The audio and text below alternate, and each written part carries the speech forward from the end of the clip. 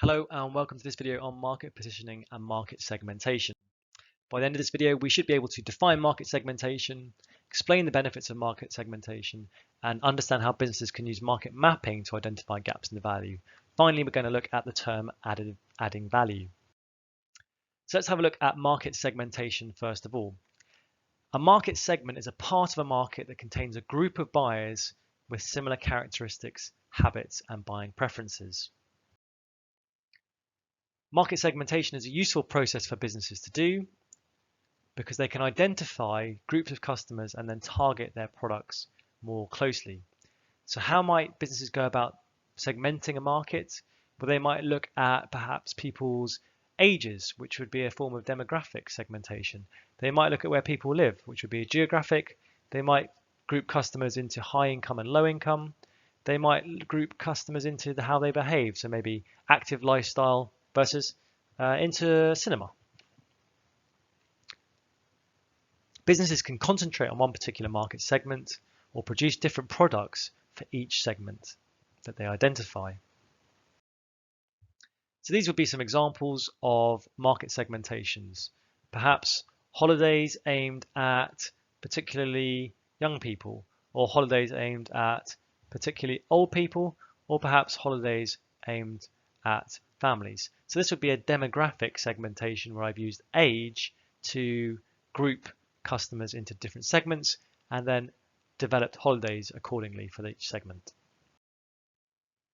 Here I might be targeting people by using their income. So one market segment might be for people who have got low incomes, and one market segment might be for people who have got high incomes.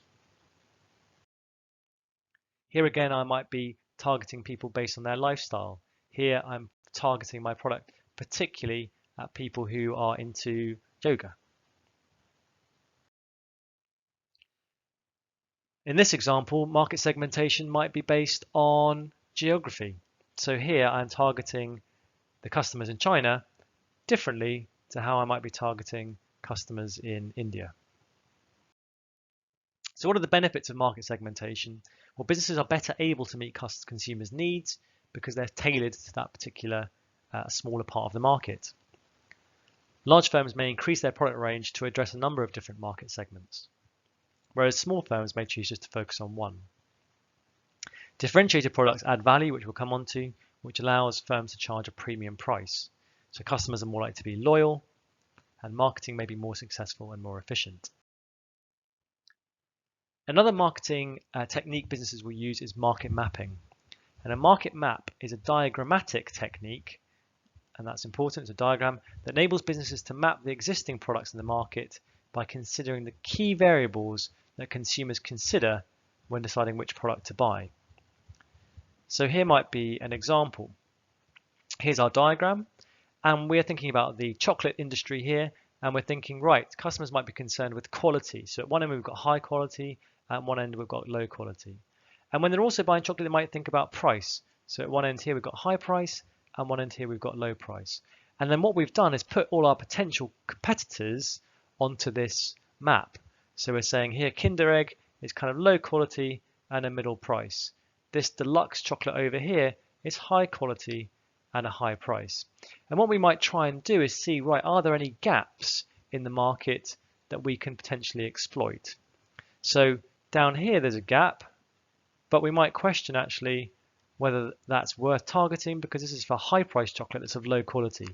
That doesn't really sound like it's going to be a feasible option.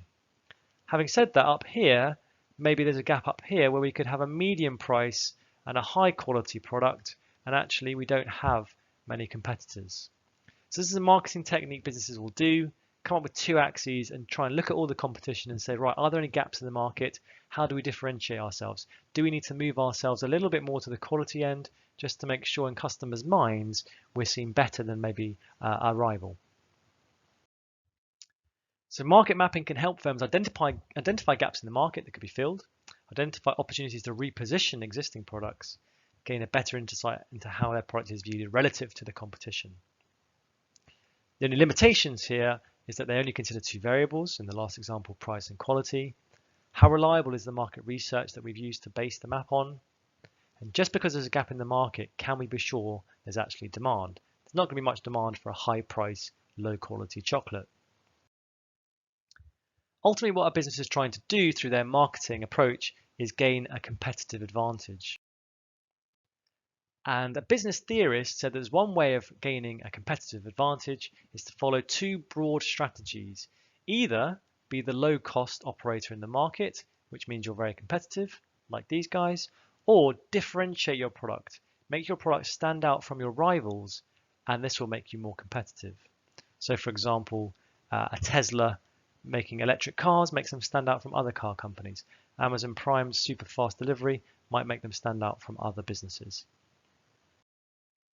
So product differentiation is the strategy where a business tries to develop a unique feature that makes the product stand out from other products in the marketplace.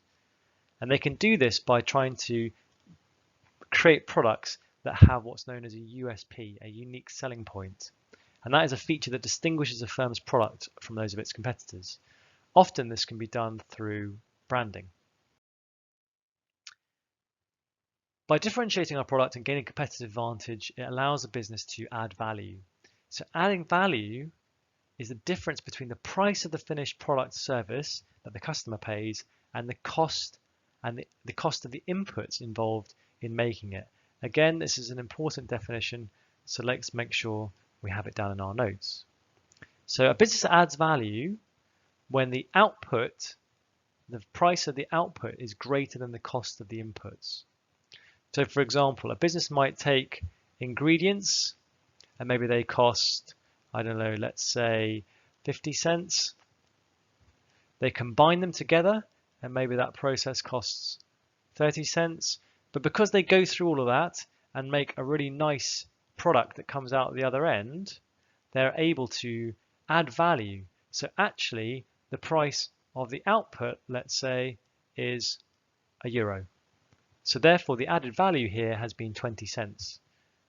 The cost of the inputs is 50, putting together is 30, but actually the final price of the item we charge is €1. We have added 20 cents of value. So in this video, we've looked at market segmentation, the benefits, market mapping, and the concept of adding value. That's it. Thank you for listening.